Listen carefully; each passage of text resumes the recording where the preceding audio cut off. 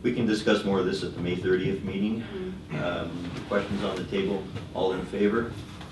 So carried. Thank you, Mr. Copan. Thank you. Can you record my vote opposed, please? Councillor Butler's opposed.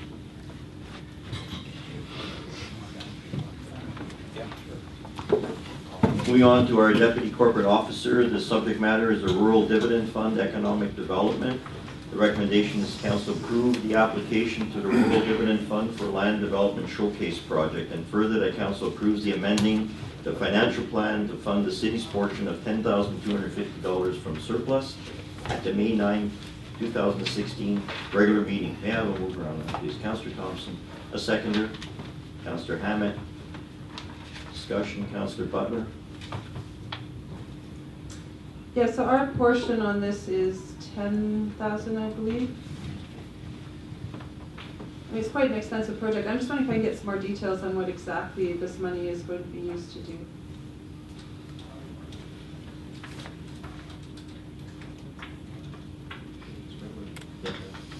Or Chief Financial Officer, or to Sarah. Thank you, Your Worship. Deputy Corporate. Recently, the BC Rural Dividend Fund has come out. It's a fund of up to $25 million over a 3-year period of time to provide rural communities with funding support to improve small communities. It contributes to the overall wellness, sustainability, and livability of small communities. So in 2014, the city undertook a pilot project called the Land Development Showcase.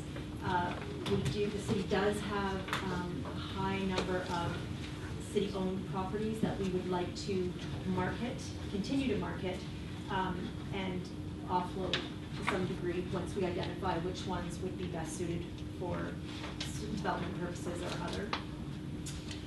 So we'd like to take the original pilot project, and we'd like to update it and come up with a marketing plan for it.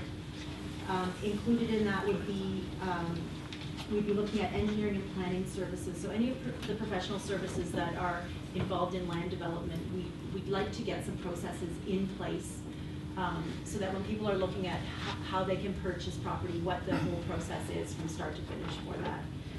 Again, marketing it, figuring out, do we want to target market, say, something like a tech business to come into town now that we have TELUS here, and we're going to have high speed and higher speed and better capacity for that kind of industry. That would be potentially something we would target. Also something, maybe looking at feasibility studies for, say, a water park or other types of use for economic development in the community and the sales of our land. So that's sort of what we would contribute. With the Rural Dividend Fund, as a community, we are responsible for 20%.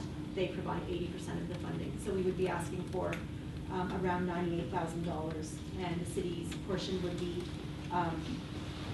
about 2,500. Sorry, 20,000. Thank you. 20,000. So we would do 10.5 in cash, and the rest would be in kind. To elaborate on this, at this point we're a little premature because we're only recommending that we approve the application at this point. Our portion would only become pertinent once we're approved and we get the actual funding. So we're kind of being premature discussion here on this. Councillor Hammond. I think this is a good project, and I think this is a good use of the Rural Dividend Fund, because we do need to showcase Grand Forks more. With the installation of fiber optics in this community, that's a huge win for us, because now it opens up to the whole world. We can go after businesses that were typically located in major centers where they have that service, that can come and work here out of their homes. And we can draw that high-tech industry here into Grand Forks and other business people. So I think that money would be well spent, and the promotion through the development showcase. We have lands that we can sell. I think that in the first year we would more than recover our cost just in land sales, and our cost is only going to be $20,000. So I think we could probably do a lot more than that. We'd recover it like that, I think, is pretty. Again, may I reiterate, we are not spending anything at this point. We're just applying for the Rural Dividend Fund application, at which point we don't even know if we're going to get it yet. So, Right. Councillor Thompson. Thank you. I just want to compliment staff for being proactive and bringing this to council. I know that some of our staff have criticized in the past for expressing of interest without bringing it to council, and that was unfortunate. But I think this is a good project and an excellent use of the funds, and I will certainly be supporting this. I'm going to call the question. All in favor? Anyone opposed? So carried. Moving on to our Manager of Development Engineering Services. The subject matter is the Agricultural Land Commission, the ALC application for subdivision of property legally described as Lot 1, District Lot 3 to Plan KAP 88504, except Plan KAP 89680, located at 6370 12th Street. And the recommendation is to pass a resolution to either support or not support the application and direct staff to complete the local government report, which forms part of the ALC. Would you like to elaborate a bit on that, or is there any necessity for that? No, does anyone want? I have a question. Councillor Ross. I found this very complicated, because when I read it, it says subdividing of land. But what it sounds to me, and please correct me if I'm wrong, is somebody is doing a little bit of agricultural type stuff on 1.1 hectares, and the neighbor's not. And the person who's doing the agricultural practices doesn't want to do it anymore, so that other person is going to acquire that land somehow. And there will be some financial transactions there. So we're just approving the changing of property boundaries. And really, I mean, the ALC doesn't have any teeth anymore, so I'm not really even sure what the ALC has to do with this anyway. Because the ALC has been pretty much, castrated. Good analogy. Well, it's true. So it's, yeah, so is that, am I getting? Well, Mr. and Mrs. Gilmore are here from next week. Yeah. Okay, so we approached the city when ourselves and our new neighbor Would here, you John. please identify yourself? I'm so sorry, I'm Chris Ann Gilmore. And my foot is killing me. I'm recovering from a broken foot. Do you mind if I sit? No, do you want to put your foot up? I'm good, thank you. My husband Lawrence Gilmore is here, and our new neighbor John Verkirk, and he's also here on behalf of his wife Robin.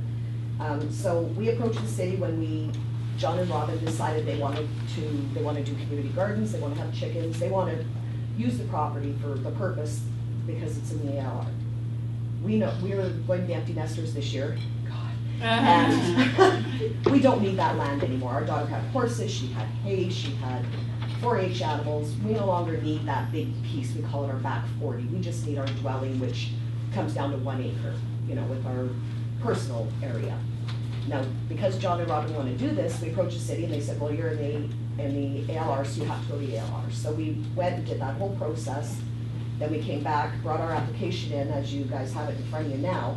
Then the city requested that the Interior Health get involved and do soil samples and sloping and stuff. It's flatlands. We were very confused as to why Interior Health would be here. John and Robin are in the process of developing their land with plans to move here within the next couple of years. They're going to go through the building process, the septic field, all that kind of stuff, because we're not on city sewer. So that is going to be done on their piece. Ours is existing and is maintained, and we've had it recently serviced by the septic company. So anyways, we're trying to expand the one, shrink the other one. Sorry about that. Let me get on my notes here. So that Interior Health is impeding the whole process, so we don't even know if we can do any of this now, because they're asking for an ROWP report from a engineer in town, and we've only found one local, for a stage 1 septic and soil analysis on the 2 existing pieces. Now, when I inquired with an ROWP person, they said, you can't do that because the city won't allow that kind of septic in your area it has to be a stage 2. So I went back to the Interior Health, asked them, you know, can you ask for it differently? And their response, yes, as of Friday was, no, go find somebody else out of town, and if not, hook up to city sewer. Why aren't you hooked on city sewer? There's sewer, like, there was property right next to, bordering our property is a piece of city land. And the intention for that property back in the late 60s, from what I understand, from what I've read, is for a lift station for septic for the entire Johnson's Flats. So it's very ironic that all this is going on, but it's put a complete standstill on John and Robin's development of their piece that was subdivided 10 years ago. And our whole process, we don't know where to go from here, so we're at a loss. So are you planning on selling your piece? Yeah, a little bit Oh, of piece, so yeah. you just wanna sell that piece of lot? So you're on the floodplain, we just put in a Yes. new septic system, and we're on floodplain with acreage. Yeah, And it had to be, Interior Health had to get involved, yes, and it was a $12,000 septic system because of the way, Oh. because of the floodplain situation. John and Robin are completely aware of that. Yeah. Interior Health, when the city requested, and then Interior Health said, well, they can rescind their request, but we don't need to do this, all you're moving is a property line, there's no subdivision, we're literally moving one straight wire fence from here to here, so they can have more land. And John and Robin already have fabulous systems that they're going to be putting in. Yeah. Ours is existing, it gets inspected every year, it's good. It's, you know, it's been there forever, we've never had flooding at our house, we're up high enough and everything. Yeah. So we're confused because it's put a complete standstill on everything to try and satisfy Interior Health because the city requested that they do it, and then the requests from Interior Health are telling us to do things that we can't do. We're a manager of development engineering. Should I Could we comment? bring up the picture, the map, plans?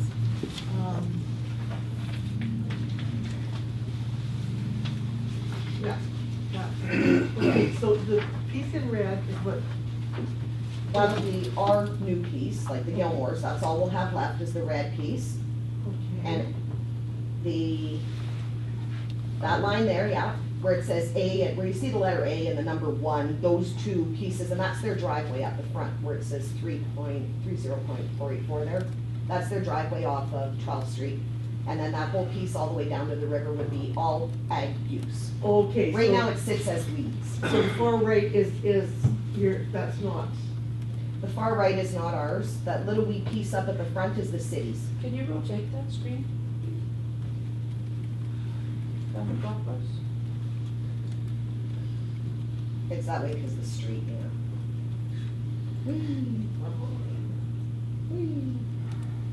So currently, your property, does it go all the way to the back of Yeah. the river? It was a 5-acre Straight. parcel, complete, and then you see the first jog over, so there was 2.5 pieces. I'm roughing, you know, roughly. And now when we're done, the red area will be 1 acre and the remainder will be 4, right down to the river. So it cuts off there. As you go off the page to the right is the river. so you'll be removing those interior lot lines? Just that one line down, like, you see, the red line is the new line. Yeah. Yeah. It's just easier to make it squares than a bunch of jog over and over and over when it comes to fencing and animals Yeah. and planting. Okay, because I'm just looking on the inside of yours, there's kind of, That's the old lot line. yeah, and that's gonna be, that'll be removed. Yeah, Yeah. yeah, we'll take those fences out and then just have the one fence there and there, so it contains, the Gilmores are contained in the red area, Burkhart's will be in the other area, and then they can do all their ag work there. I just have a question for John. You're planning on growing hay on the property? No, Oh, we're planning to do chickens, Yeah. we're planning to do market garden, I know the problem. because the property has not been used for, agricultural use where they've used pesticides. So our idea is to go to market garden organic, as well as a community garden block, where the community can have their own raised beds and do their own community garden type thing there. And that's what we would like to do, and that's where we want to start at, and Will you be having any livestock? Chickens. Just chickens. just chickens, maybe, well, Robin has a horse, so she'll probably have a horse and a companion horse, and that's it for horses, and no cows, no goats, no sheep, no pigs. And it's fenced so that the livestock can't get down to the river? Brand new fencing. Yes, I just put new fencing down on one half on the riverside for our dogs, so our dogs can run around and do their thing and Yeah. stay away from the river.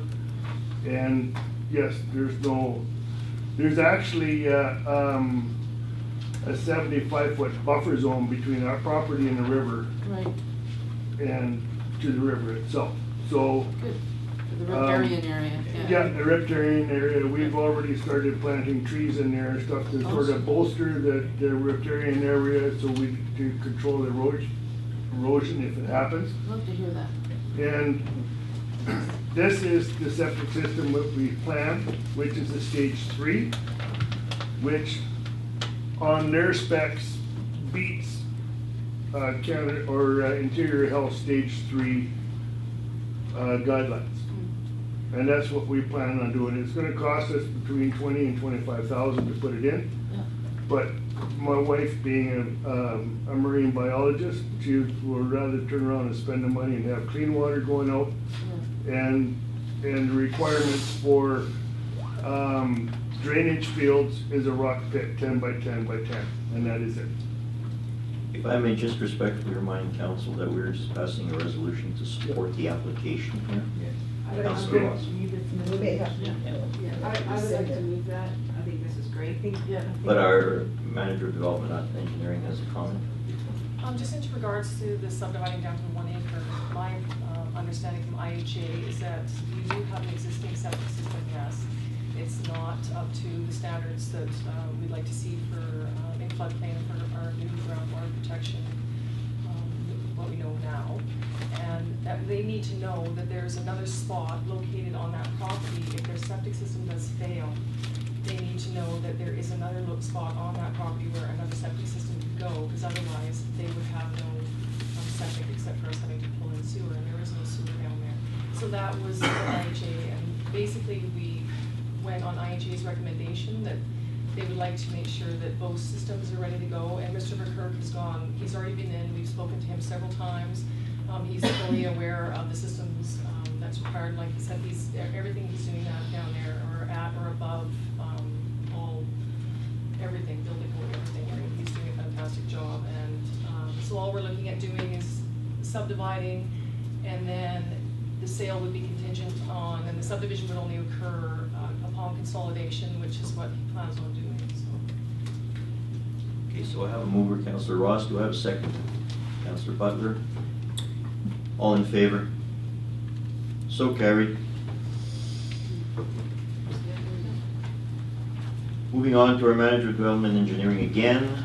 The subject matter is the innovative housing development in Grand Forks, small home, cluster development, eco green homes. And the recommendation here is that council direct staff to further explore the possibility of permitting innovative housing, such as small home, cluster home, and/or eco home developments in Grand Forks. Develop and implement a public engagement process regarding potential options for innovative housing, and to identify changes necessary to accommodate innovative housing, including potential amendments to the SCP, the Sustainable Community Plan, zoning bylaw, and any other bylaws or regulations which may be identified at the May 9th, 2016 regular meeting of council. May I have a mover on that? Councilor Ross, Councilor Thompson. Discussion. Councilor Ross. Yeah, I think this is great, something I've been talking about ever since I got on council. I'm particularly interested in cluster developments. I don't think small homes are for everybody, but 800 square feet isn't too bad. I would like to see all of them, whether it's small homes or cluster homes, that we have a third category, which is eco or green homes. I would like to see that be a part of everything that, you know, the small home development or cluster developments, they all have to be passive solar, green, whatever. It's not a either or. So other than that, I think it's a great move forward for our community So I'll call the question, all in favor? Passed. Okay, the next one is from our Manager of Development Engineering, Ken. Subject matter is the protected natural area zoning and dedication of Johnson's Flat wetlands. The recommendation is to direct staff to draft appropriate amendment bylaws to the Sustainable Community Plan bylaw and the zoning bylaw to create the protected natural area zone and proceed with statutory requirements for amending bylaws to draft amendment to rezone the property legally described as District Lot 382, Plan KAP 4892B, and owned by the City of Grand Forks from current R4 Rural Residential Zone to Protected Natural Area Zone, and to prepare referral request packages and initial public outreach at the May 9th, 2016 regular meeting of council. May I have a mover? Councillor Ross, Councillor Thompson. Discussion, Councillor Butler, and then Councillor Hammond. Yeah, I think it's great that we rezone this area. It definitely needs to be protected, but I'm just curious about the protected natural area zoning. I went on the website that was recommended, and I haven't been able to find any examples of the exact specifications that are listed under such a zoning, except for one website that said that sometimes these type of zonings restrict access to the public. And so I'm just wondering if we can get more information from staff as to what exactly would be entailed in this zoning. I don't want to rezone something not knowing exactly what the specifications are for the zoning. Councillor Hammond. I think this is great. We went down and we Point of order, I have a question to staff. Oh. I'm just looking for some information. Yeah, this zoning is more for protecting the actual asset itself and the ecosystem and the flora and fauna in that ecosystem. So it's more for passive recreation. It's not for intrusive types of recreation. So, I mean, the reason that people come to these places is to see the flora and fauna that are there, and that's the type of recreation that we encourage. So will people be allowed to still walk in there, to go into the area, or will it be restricted so that people are not allowed in the area? I mean, we would not encourage people to go into the area because that's not the type of recreation that we're, because people going into the area actually negatively impacts the species that are there, and so we wouldn't encourage people going into that area.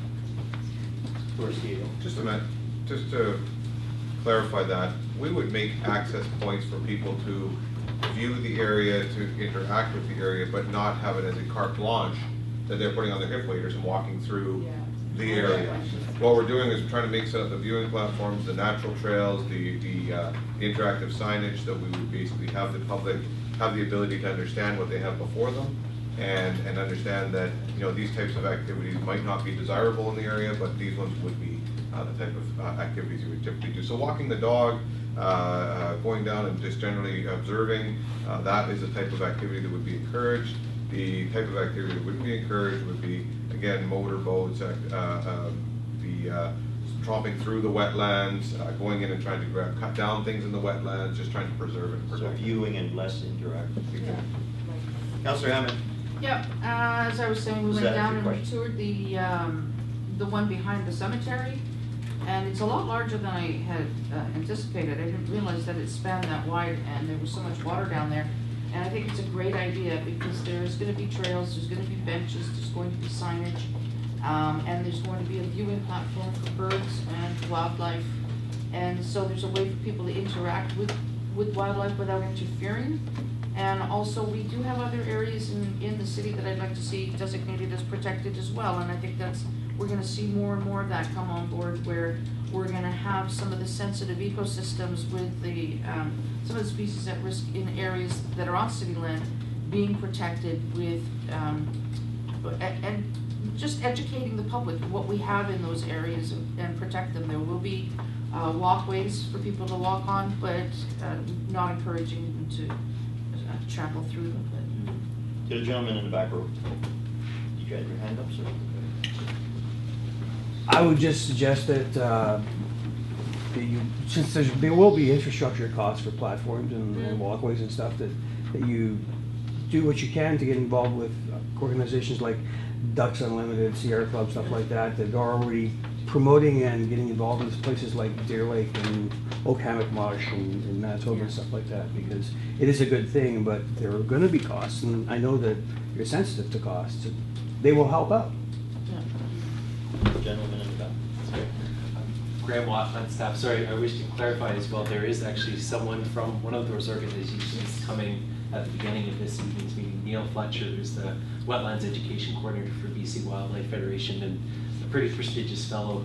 He's going to be coming and sharing a short presentation about the significance of these wetlands and municipalities taking this approach. So he's connected to a lot of funding, which is why I'm asking here. Thank you. Thank you, Mr. Watt. Councillor Ross? We've already talked about mental health here today, and I think I know that being out in nature is really key to people's mental health. And we also want to encourage young families to move to this community. And I know, being the mother of 3 young adults and who both have children, they want to have their kids out in nature. They want to live in a place where they can access nature. And I think we have a wonderful seniors community here, but we need to balance that with encouraging more young families to come and stay in this community. And I think having this interactive community where we have development and nature combined is so important. And I think it's extremely progressive and forward-thinking, and I really am excited about it. I'm looking forward to this evening's presentation. Thank you. Just one more Councillor comment. Butler? Yeah, I am going to vote in favor of this, and it's good on so many different levels. But I just do want to put it in people's minds to be cautious as we move forward in this world, that we're going to see a lot more natural protected areas. And I think in the long run, it could become a danger that there will be, you want to see people out in nature and participate. So do I love getting out in nature. But as we start having larger and larger protected areas where people are restricted from, I think that there could run a risk of losing our freedoms to get out into nature as we see hundreds and thousands of acres as this becomes more prevalent.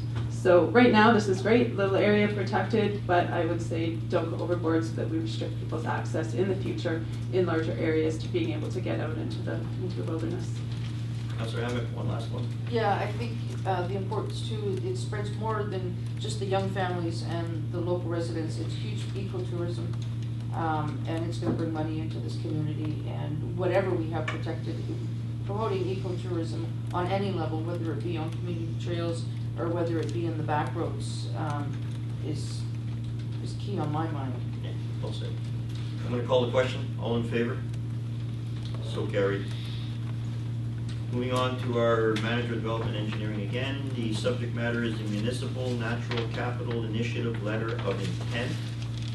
The recommendation is that Council direct staff to proceed with developing of a letter of intent and drafting a memorandum of understanding with the Municipal Natural Capital Initiative and the Regional District of Kootenay Boundary for participation in the Phase 2 pilot project at the May 9th, 2016 regular meeting of Council. May I have a move on that? Councillor Thompson. May I have a second for Councillor Hammett? Discussion, Councillor Butler. Yeah, this is the part of the project I'm going to be voting against because, as I've said before, I'm not in favor of commoditizing our natural assets. I'm not interested in putting a dollar value on how much that beautiful piece of wetlands is worth because I think it's priceless. I don't think you can put a dollar value on it. And I certainly don't want to see taxes going up every year to throw money at it. We've rezoned it. That will protect it. It will be keeping people out of there. There's no other threat right now to that ecosystem. And this is another $10,000 budget amendment, and it's 10,000, 10,000, 25,000 over and over in this agenda, and I just can't keep spending taxpayers' money like that. We've protected it with the zoning. To put the walkway and bench along that area is a wonderful idea, but when it involves having to reinforce the bank and do a bunch of work that's going to cost money, I'm not willing to throw that much money at it. So, yeah. Thank you. To our Manager of Development Engineering. This does not specifically apply only to that one area. This is our entire community, and it's not just wetlands, it's everything. We understand we cannot put a price on a wetland. It is invaluable, it's priceless. What we can put a value on is the value that it means to us. And if we did not have that, if we did not have that stormwater retention, the amount that it would cost us to build a stormwater sewer system to take over that job, If we did not have that stormwater retention, the cost that it would be for us to improve our diking system. We can put a cost on what it would cost to improve our diking system. We can put a cost on what it would cost us to build a sewer system, and those costs we can. So we're not trying to put a cost on the actual natural asset because we can't. There's just no way. But we can put a cost on what it would cost us to replace if we lost it. And we do need to start protecting those assets because, and that's what this is about, is we need to look after what looks after us. And these assets look after our community, and they protect us and they keep us safe. And that is something that we need to protect what protects us. And so that's what this initiative is about. Thank you. To our CEO and then to Councillor Hammond.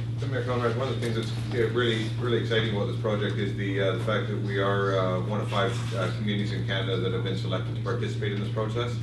It shows the innovation and the efforts of our, number one, for our council seeking to support that community livability, and then staff proceeding on to try to find a project and a process to ensure that happens in perpetuity. To take this on as a community, it will help inform us and educate us all on what we truly have in our community, because I don't think we fully understand it. I think we look at a lot of things like the manager of operations showed us today, the ditch that goes underneath the highway. We saw the planks and the garbage in there, but we don't appreciate that, and we don't know how to protect that, and we're not doing a good job of protecting those things. I think as it comes forward with the other initiatives that come along with this, whether it's the work that our Brazilian students did with identifying the effects of hardscaping our community when it comes to more paving we do, and the effects that has on the river with the temperatures of the water that are being run off into our stormwater systems and what that does to our ecosystem. It's just information that we need to understand how we can do it better. What this will do for us in the future is help us set the principles and actions for our community to move forward with, so we don't make the same mistakes that we've made in the past. Because I can tell you that we have made mistakes in the past, and we haven't truly identified what our systems can do. And just an example, Mr. Mayor, one of the fellows in the Parks Department said to me, they said, well, what does this mean to me? And I said, well, an example of this would vindicate to you and demonstrate to you what type of plants you would plant in your community. Rather than just plant a beautiful flower, you would plant a species of plant that would actually perform a function in the ecosystem that ties back to everything that we do. So it provides a level of filtration, it provides a level of protection, the type of trees that we can do to maximize the root systems in the community that will help protect our grounds and the subsurface areas that we cannot see. So that's just a bit of a snapshot, but again, it's helping us move to become one of the greenest communities in British Columbia and Canada. Councillor Hammond and Councillor Hammond. I think this is really exciting, the fact that Grand Forks was selected to be one of 5 communities across Canada to work on this pilot project. I think it's real kudos to our staff for initiating this and getting us involved with this. And I think it's going to look, it's going to look really good on us. You know, we should be proud and happy that this is happening, and that we can claim this. Councillor Butler. Yeah, I'm the first one to appreciate our natural assets. I mean, I chose to buy a house here. I actually live in this town, and I chose to move out of the city and not to commute to my job every day, but to live in Grand Forks because it is a beautiful natural environment. I didn't move here to change this town. I moved here to appreciate it for what it is and to preserve it for what it is.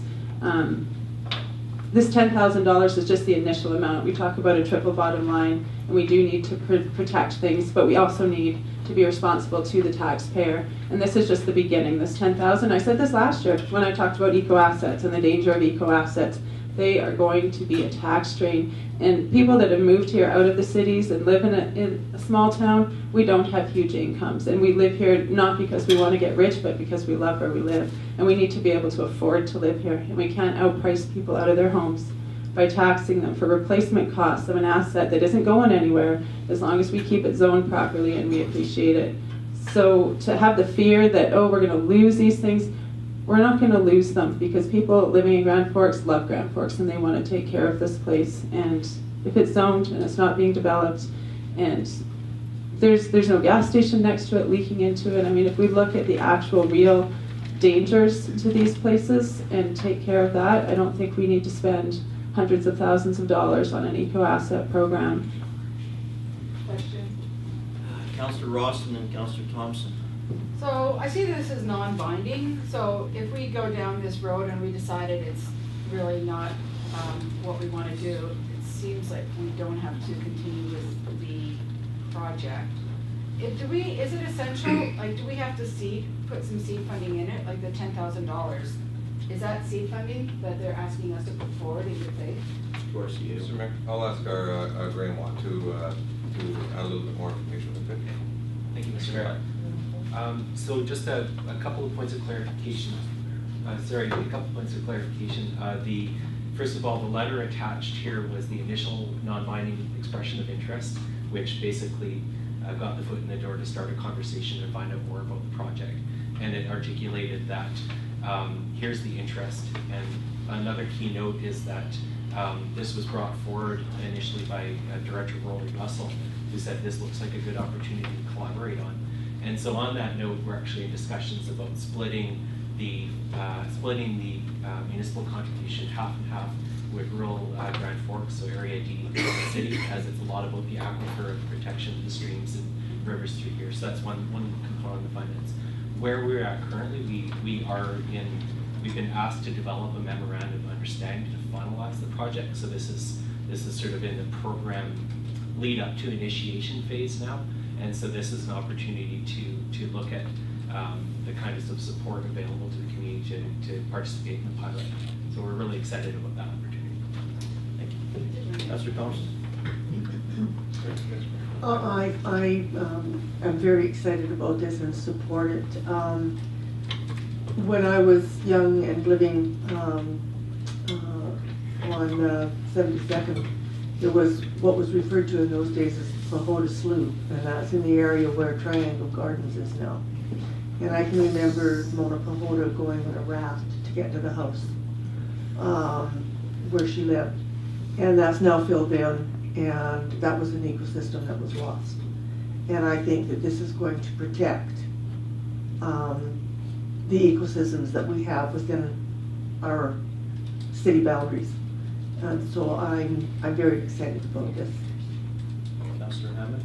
It's, another good thing, I think this is the fact that it's a joint partnership with the rural district, because this isn't just affecting the city. A lot of what happens in the city affects us because of what's going on in the regional district that we have no control over. I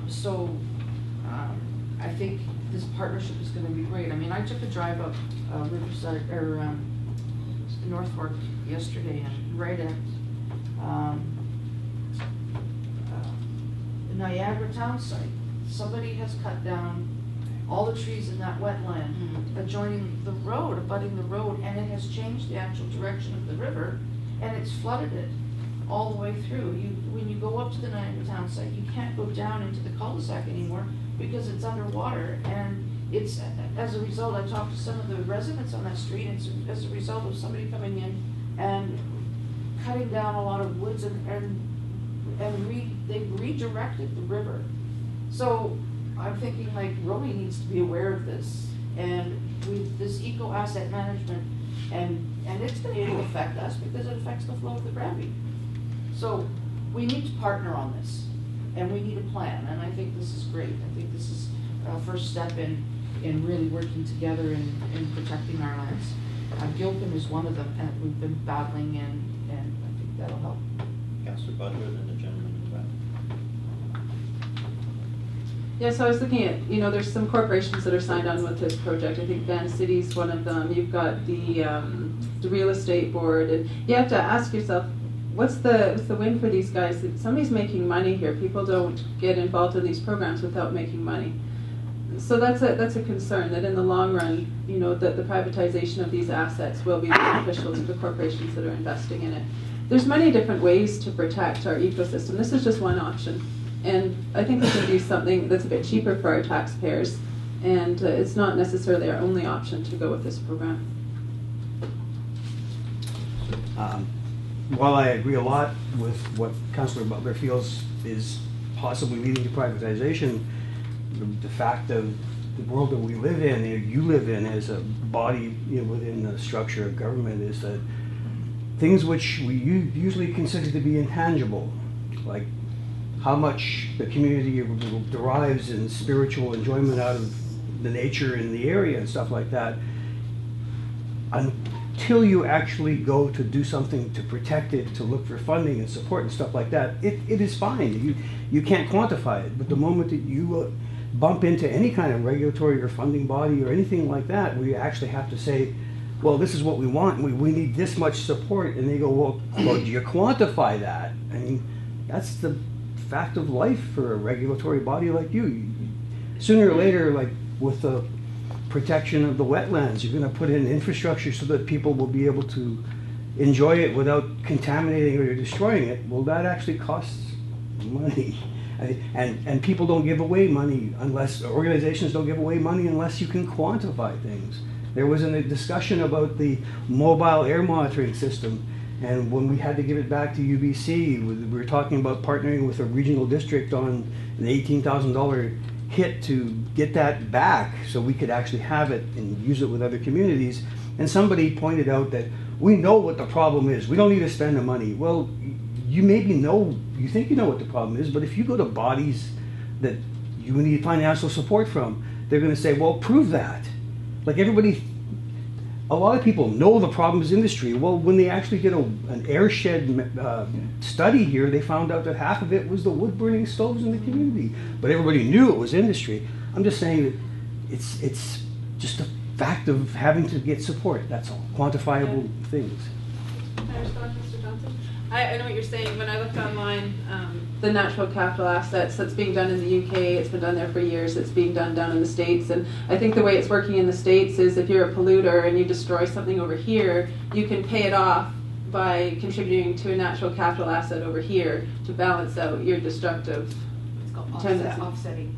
Yeah, so I'm sure, you know, if that's how it's happening in other countries, that's what's going to end up happening here too. But if we had that, do you mind if I reply to that? Yeah. Go ahead. If we had that same sort of situation here where a polluter had actually destroyed something that we had never put a dollar value on because we never thought of quantifying it, then if we had to go and take them to court, at that point we'd have to assess it with a quantifiable number. So that's just, it sucks, but it's the world we're in.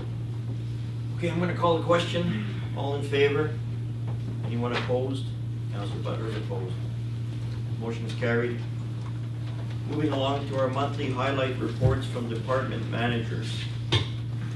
Subject matter, staff requests for council to receive the monthly activity reports from department managers. The recommendation is that we receive the monthly activity reports from department managers. May I have a move on that? Councillor Ross, Councillor Hammond, any discussion or questions? Councillor Butler. Yeah, I'm just curious what the Get in the Loop programmers are. Oh, sorry, it's on page 70. Corporate and legislative services. What is your question? What I just said.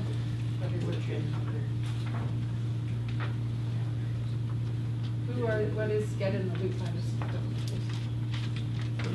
I can respond, or Deputy Corporate Officer. We were both at the RDKB meeting and they were there too. Go ahead.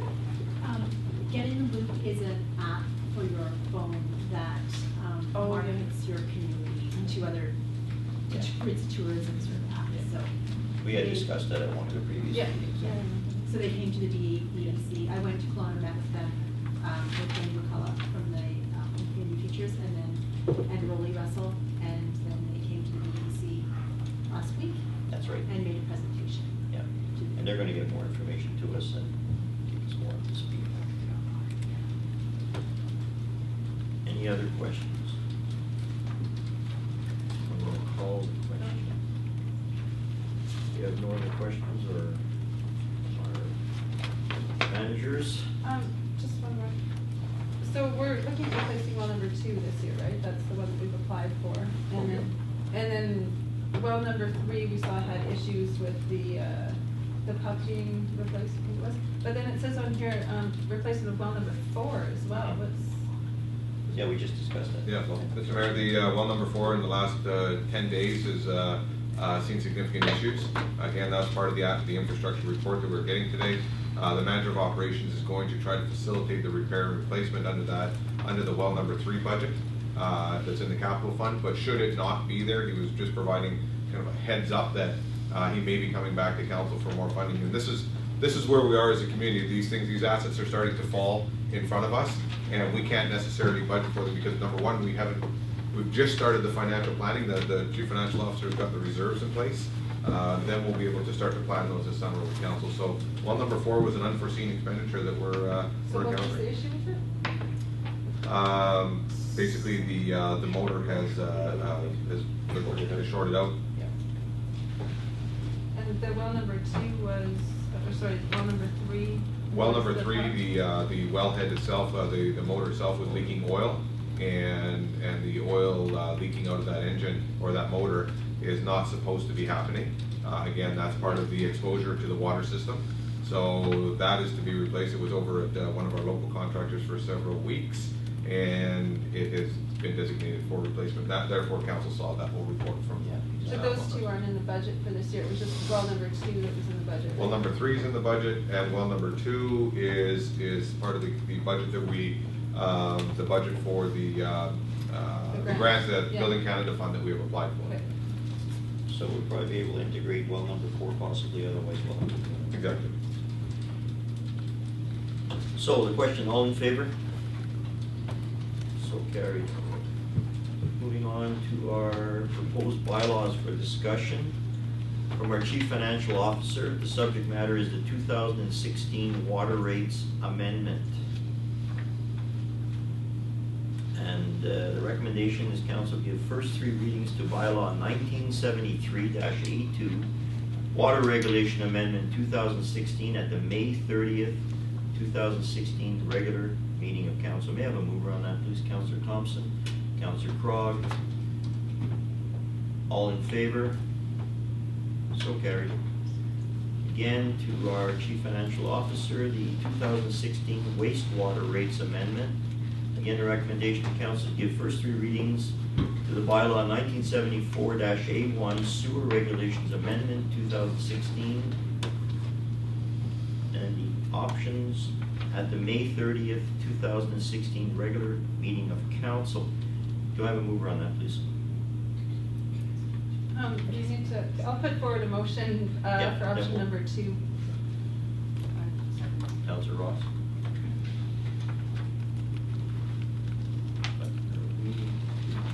Would you like to? Yes. Sure. Go ahead. Go ahead. Sure, so option 1, Your Worship, is the option that we had in the financial plan. And it would see a $70.92 increase per year in wastewater rates, sewer rates. However, I've given council a second option that we could reduce the amount we're transferring to the reserve for now until we look at what we have for surplus in 2015. We'll be presenting the financial statements tonight. And to see how we do throughout the year, and then we can adjust next year to try to keep on the 3-year plan to get the sewer contributions to reserves up. I just thought council might want the second option, because we've had tax increase in parcel tax this year, that we could reevaluate the plan and make sure we're still on track, but I do think it's a viable option. But the decision will only be made at the May 30th meeting. But if you could send option 1 or 2, that would be great. Mr. Mayor? Councillor Butler. Yeah, I've already mentioned it a couple of times this morning about not needing to discuss these because it's going to the regular meeting. But that's the point of the committee of the whole. This is the chance we have to hash things out and to discuss it. Because by the time it gets to regular meetings, a lot of the time, staff doesn't have the time to make changes. It's already too far along. So it's important that we do hash things out early in the stage so that we don't get too far along to be able to go back and change things. Except that Yeah. you made a motion today for option 2, which is not the requisition here. You made a motion, you made a motion for option 2, we're not requiring a motion. Oh, it had Discuss a blank on the recommendations, so Yeah, I thought we were at the supposed to May fill in the blanks. No, not today. You don't want the Discuss it. blank filled in? Not today, we're discussing it. We can do it at the May 30th. Council, to our CAO. Mr. Mayor, the reason that also for us to consider this, these 2 options, as the Chief Financial Officer has pointed out, because there's been, we're in that catch-up period, and that's that policy that we adopted with the asset management policy the council adopted, was we have a 3-year correction period that we have to correct on. The assets that you see before you, like the manager of operation put before you today, is the stuff is falling apart in front of us, literally. And if we don't have the funding in place, we're going to have to consider these corrections. So this correction here, maybe as you consider this, If you put forward option 2, that's fine. You'll consider maybe a larger increase should that correction piece be coming forward over the next couple of years. And it'll be council's prerogative to decide if they want to fund it or not, but ultimately the consequence is that we will simply have to be reactive. And you saw today that there were sewer lines with rocks in them and things like that, that we can't continually be reactive, we have to be proactive. Your Worship, if I may.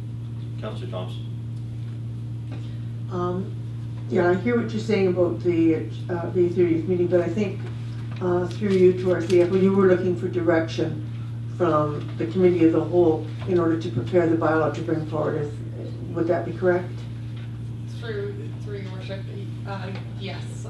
If you could give me an idea of which option you'd like me to bring for May 30th. So Councillor Butler's inclusion of option 2 in the resolution is what you're looking for? Yes. Okay. So we have a seconder. I'm already second. Yeah. Any more discussion? No? Okay, call the question. All in favor? So carried. Now our late items. Our late item, and that is from our manager of development and engineering in regards to the Nights in Development. Discussion.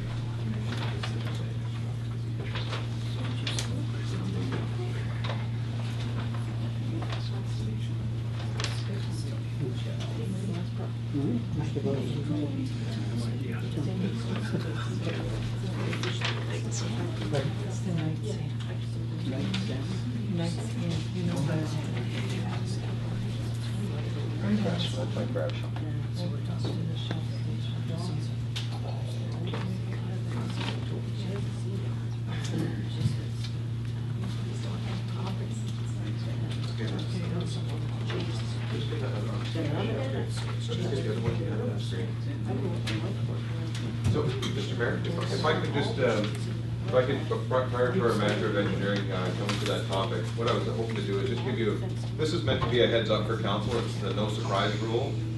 We have a developer coming forward. The developer is looking to do a substantial expansion to the Nights Inn. The Nights Inn is currently an existing facility on a property in the community. In this process, there will be a development permit required. Council can speak to the form and character of the development permit, and it'll be before the community in that respect. Outside of that, the current zoning is what we have. So they're basically utilizing the current zoning, and they're looking at adding on to that. So council gets to address the form and character of that. In this process, MOTI and the other approvals are in place. So simply, it'll be a process for us to bring it forward for council to talk about. One of the keys to this are going to be with us working with a project planner on our side is to talk about the LEED standards that we're going to ask them to come forward with when it comes to their development. Almost like you want to call it the sustainability checklist that we don't have in place yet, but we would like to have that conversation with them on the developer of what they're planning on doing in respect to that. Most developments have current standards as they move forward with this in mind. So that'll be before council, but I just want to make sure that we maintain focus on this. And this is just for council's information today. We're not asking you to make any decisions. We're just giving you the heads up that this is coming, and you will start to see a report before you, and the developer will be looking for a timely response so they can move through this construction season this year. I think we had a visual on there. Just a bit of a snapshot. The current Nights Inn, they're looking at. Where is it? We're going to make it a little bit bigger. We don't have it, it's a late item. Yeah, and it's Is it on our regular meeting? No, it's a late item. Yeah, you laid out, that's an email. I sorry. amended the agenda. Yeah. So we get an idea of what we're looking at here. Steve, do you want to walk us through this? To our manager. So have they already drawn up their designs for their development? These are preliminary designs, and that's, in order for development permit to go through, they have to give us preliminary design work. And they've also been in contact with Ministry of Transportation and Highways to discuss access and to secure tenants for the building. Did we get past that? The highway study? They said that they got preliminary approvals from the highways, don't have anything in writing as of yet, but that would happen. Keep going down, Clay. And one more. One more? There it is. Try one more. So this is the hotel. They're looking at, I'm not sure who's familiar with the Knights Inn, but it's an L-shaped single story. So the portion that comes out towards the highway, my understanding is they're leaving that portion. And the section across the back, they're going to be demolishing that section and building a 3-story in the back. And then go to the next slide. This is just a rendering of the service station, but this is, these are really, really very draft drawings. There's nothing in terms of the form and character. Yeah, I was gonna say, there's not much form and character. So it's pretty straightforward. And then the next slide. So this is just kind of a 3D rendering. So we got the existing motel, the new unit, and then would be a gas station, convenience store, restaurant. The pumps in the front. So they'll be demolishing that existing office structure that they have in the front as well. And yeah, so they You are aware that there were gas pumps there previously? They will have to fill out a section 9. Yeah. Or not section 9. They'll have to fill out a site profile. And Yeah. when they do fill out the site profile, we'll submit that to county site PC, and then they'll give us information back. Yeah, I don't even know if they would be aware that they were there. Well, if we're aware, then we still have an obligation to submit that to county site PC. I'm just wondering if council would be interested, within our strategic plan, it talks about revisiting our strategic plan every year.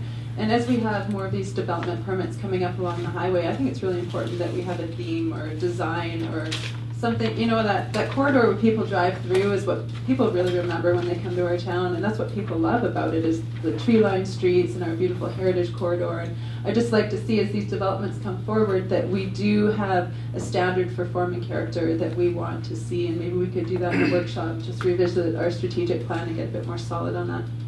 To our CA and Councillor Ross. So, Mr. Mayor, it's a great point. One of the keys that we're dealing with right now, as we see development come forward, is having our development permit guidelines and the criteria. The form and character, we have some color schemes and stuff that we've selected, not that we have, but that the community selected in the past for the downtown area. We haven't identified these key pieces in the other corridors in the development permit areas.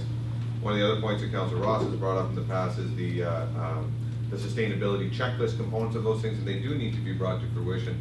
And that's what we're talking about later on. We're going to talk about how we're going to get there later on today. But ultimately, it is a process for us. Communities definitely need to have professionals guiding you in that process to be able to help you understand the elements associated with this, because there is a bunch of process that has to be fulfilled in that. It's not just simply we'll make these decisions and we move on. We have to, we undertake community consultation, whether it's a charrette process, understanding the impacts of these types of things on the development community with their feedback as well. I know the council holds a decision for the community, but we also like to solicit the feedback from the others and how they're going to be impacted by this. As we move through this process, we definitely want to get a feel for that, and we're going to be talking about that later on this year. We do have a plan on bringing back our council strategic priorities before council in September for an update on all the actions that we've undertaken as part of the initial initiatives you've seen before council so far this year. Councillor Ross. I would like to see, I don't mind having a nice motel in town, but I agree with Councillor Butler in revisiting our sustainable community plan. And I've said from the get-go that we need to create an environment that attracts the right development. To say we're open to business is like open to any business. And if this is, like, right now, I'm looking at asphalt and another gas station. Yeah. And it's just a drive-through community that we're creating. Another gas station, we're gonna call this place Gas Works or Grand Fuels. I think we can lift the bar for developers as well.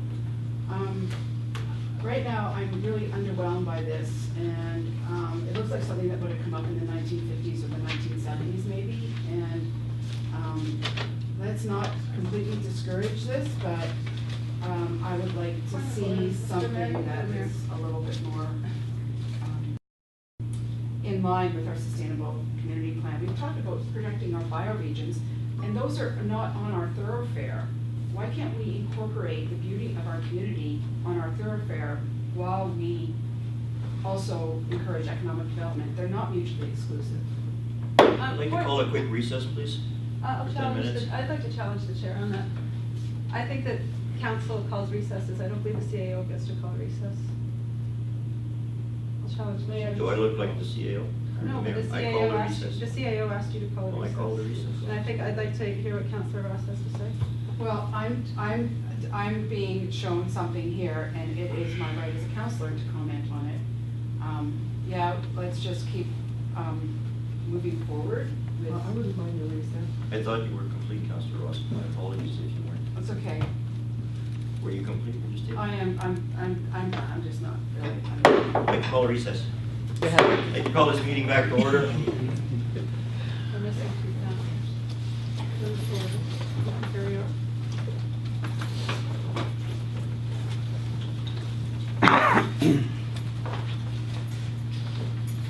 All right.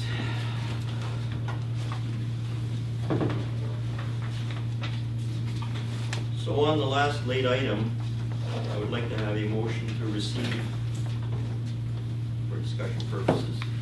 Councillor Butler, Councillor Hammond. I think we've already discussed the daylight side of it, so unless there's any more, I'd like to call the question. All in favor? So carried. We'll now have questions from the public, should there be any. Gentleman in the back and then the in front. Well, this came up on in the group that I Could you manage on. please identify yourself? Les Johnson, We know who you are. taxpayer, GFTV. Yeah, a number of people expressed various opinions on the rainbow coloring on the sidewalks out here in front of City Hall, and other people have asked some questions, so I'm asking on their behalf specifically two things. One, is that council that did that, or are you on your behalf, or did somebody just kind of come in the middle of the night and put those rainbow stripes up there? Little of both, I guess. No, council never voted on that. Okay. We knew about it. We knew We knew You about knew it. about it, okay, We talked so. about it, we encouraged. Other people are wondering, have you spent money on this? Because they'd like to argue with you about how much you spent, but did this cost the taxpayers any money? I'm sure rainbow paint costs Yeah. money. Did it? Do you know how much it was? Can you tell us that, or? I'm not sure, Mr. Mayor, I believe that, I think in the ballpark of, I don't know. I know the other crosswalks are approximately, sorry, I'm trying to be as realistic as possible. I know the other ones are approximately $900 to do the other red and white ones. All of them total? No. Or individually? No, individually. I believe we have a contract out for line painting. I would have to get that information, I'd be glad to report it back. Okay, thank you.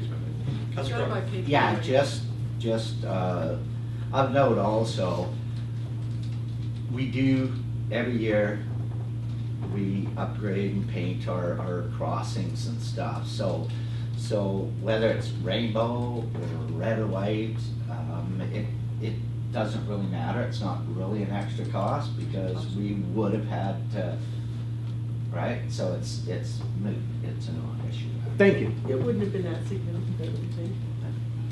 The gentleman in front. Nigel James, resident of Grand Forks. Yeah, I was also going to raise the same comment, and firstly about the lining and so on. Delighted, we now know where we can drive and can't drive, etc. Yeah. And the only snag is it's an annual occurrence. Maybe we should be even perhaps biennial. I'm not quite sure it does. And likewise, the red and white crossings, they get worn, and there is. Perhaps we should ban rubber tyres from all vehicles, and that would help. As for the rainbow crossing, yes, that is a way of making Grand Forks noted by all people, perhaps, and will bring more tourists, etc. Whether it's kosher from the point of view of the Motor Traffic Act or whatever it is, and whether it's legal. At least people are going to notice them crossing. That's the main thing. Thank you. To the gentleman over the Hi, left I'm hand Don side. Lindeman. I'm new to the area. I've been in Christina Lake for 2 years. I have all the equipment to set up a portable drive-in movie theater, a projector, FM transmitters for the cars, public domain movies, because it's a retro idea. Retro movies sort of fit old Humphrey Bogart movies, old horror movies, whatever is appropriate for the location. Talked to one of the churches here where they might be able to do it in the parking lot. I understand the Gem Theater used to project in the park for people some time ago. I don't know. It wasn't the gym. No, I didn't. Oh, whatever. Yeah, somebody was doing. Somebody was doing it. I'm wondering if I can be of help anywhere. I have a long history in arts and entertainment as a musician. My band's called Underpaid Sidemen. We're used to not making much money. My wife and I are painters and artists.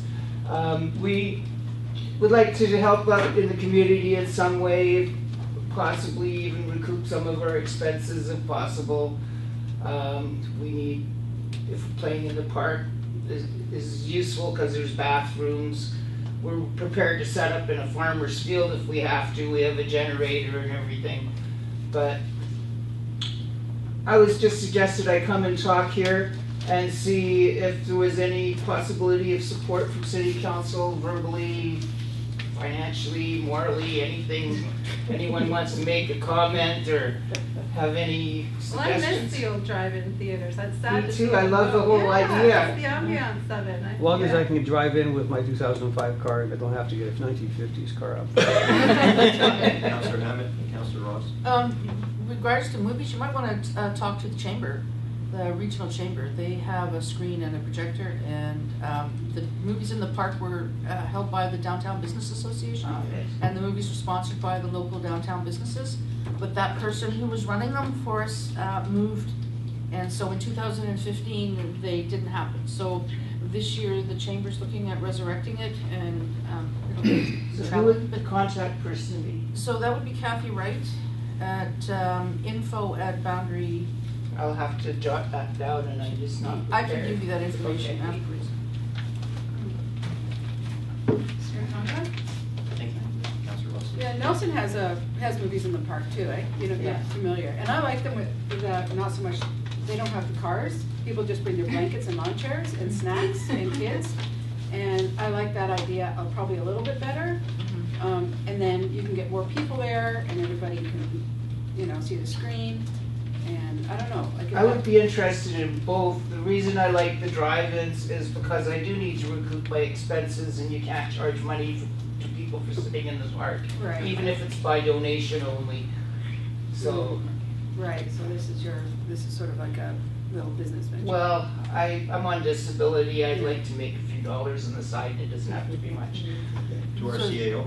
I don't want to be the Grand Forks Grinch, but I would like to make sure That's that. my Sorry. I just like to make sure though that, you know, with through council stuff, that we have a series of, whether it's processes or bylaws that we'd have to consider before we resurrect a movie theater in somebody's neighborhood or things like that, that we would have to go through the process for potentially temporary permits or whatnot. So, not saying it couldn't happen, just making sure the council, we don't want to be anything to have anything said today misconstrued as an approval prior to it, making sure that it goes through the proper. Which is why I'm here, because Yes. I want to do everything properly and not cause any flack anywhere. I want to be an asset, not a detriment. You want to come forward from the staff?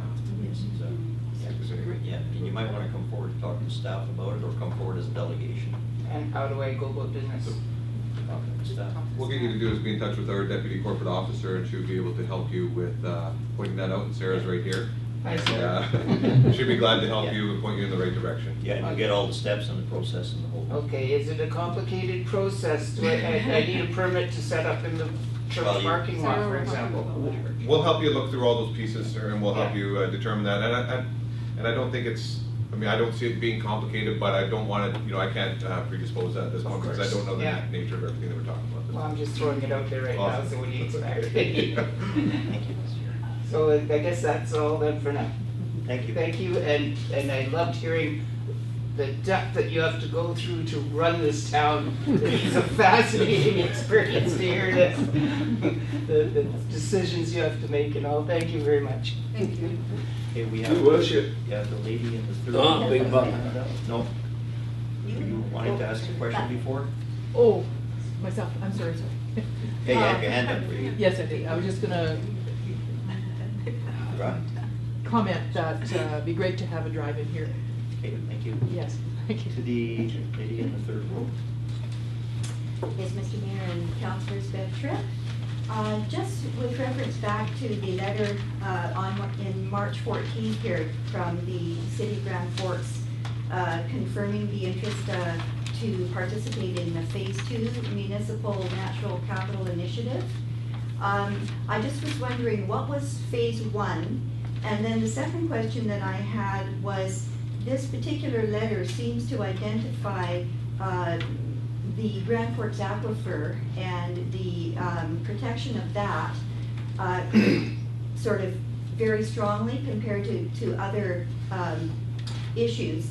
And I just was wondering what that would be about. It says, undertake a holistic aquifer protection initiative that integrates drinking water quality protection, wetland protection and management, and then interactions of the Kettle and Granby Rivers. I just was wondering what that was about, and if we could get some more clarification on that.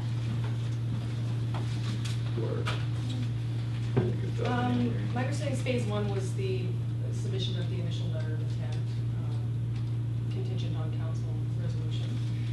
And the other pieces are just suggestions for directions that we can go with that program. We would discuss what would be best for the community and then move forward. Okay, so I guess my question would be, in terms of aquifer protection, what exactly are, what are the plans there, and what does that look like? So, Mr. Mayor, that would be part of the consultation process through the hydrologist would provide us some recommendations. We've had the hydrologist come in. IHA recommends some best practices around aquifer protection, that's interior health. Some of the things would be that we would be bringing forward would be outlined in a memo or report to council. These things are, like today, at this point right now, we basically invest very little, if anything, into aquifer protection in our community. If you were to go out and look at what we do today, we do a little in the sense of awareness of chemical applications in your yards. When it comes to different types of species of plants that we could that you would plant, that the city would plant in the boulevard. These are all the things that we would think about doing, Mr. Mayor. So again, aquifer protection can be from signage or public awareness in messaging coming out from the city, right through to the type of species of plants that we would plant in our community, and then going above and beyond that. I mean, I think the spectrum would be unlimited. So I think in what we were looking at really was water was the most prevalent issue that we felt that was being spoken about in our community, and protecting that aquifer in every aspect, in every way is important to us, because council's even identified it in their strategic priorities as something that they would never sell. And not that we were ever thinking that, but it was just an important aspect. The council identified that as something that was important to them. And to our manager of development engineering. There's the portion of this project is a water modeling where they take all these variables and they put them into a computer model, and then they can change those variables and say how does it affect the groundwater and how it moves. If we had say a spill or some sort of contamination, they could put that in and it would model. It's extremely complex, and it's worth a lot of money, this particular model. It's developed by the university, and the person that's going to be working on the modeling, I believe she's a PhD in this type of stuff. It's far beyond my level of knowledge in terms of what they're capable of doing. But this, we basically get $500,000 worth of computer modeling and expertise for our community and we've got a lot of information already been done by the Ministry of Environment and Simon Fraser University. So we've got a lot of data that we already have existing that they can actually input into this model, and then they can do all this analysis with it. It's extremely complex, and it's cutting edge, leading edge technology that we're getting. So it's pretty amazing. Thank you. gentleman in the back.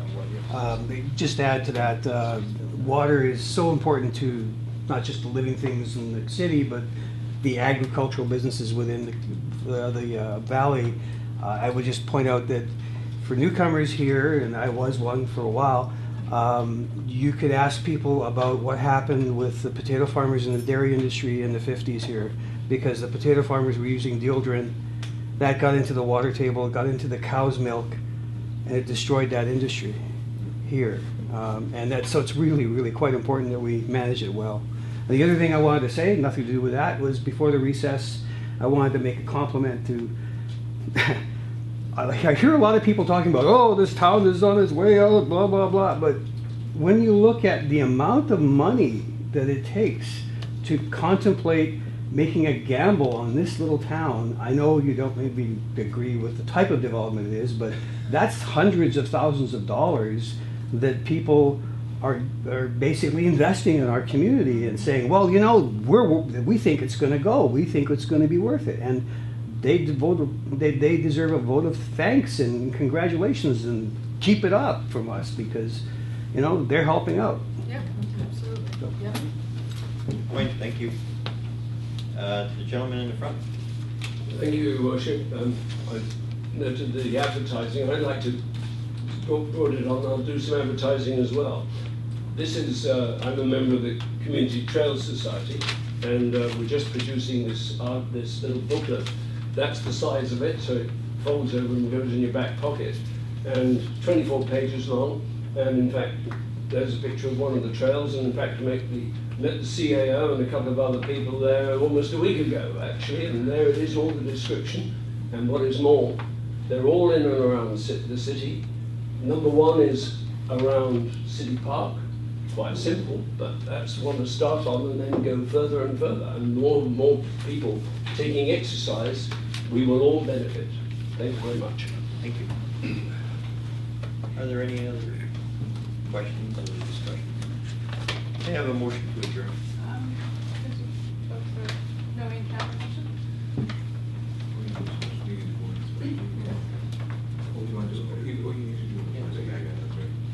May I have a motion to adjourn, please? Councillor Ross, second. Councillor Hammond. All in favor? Meeting is adjourned.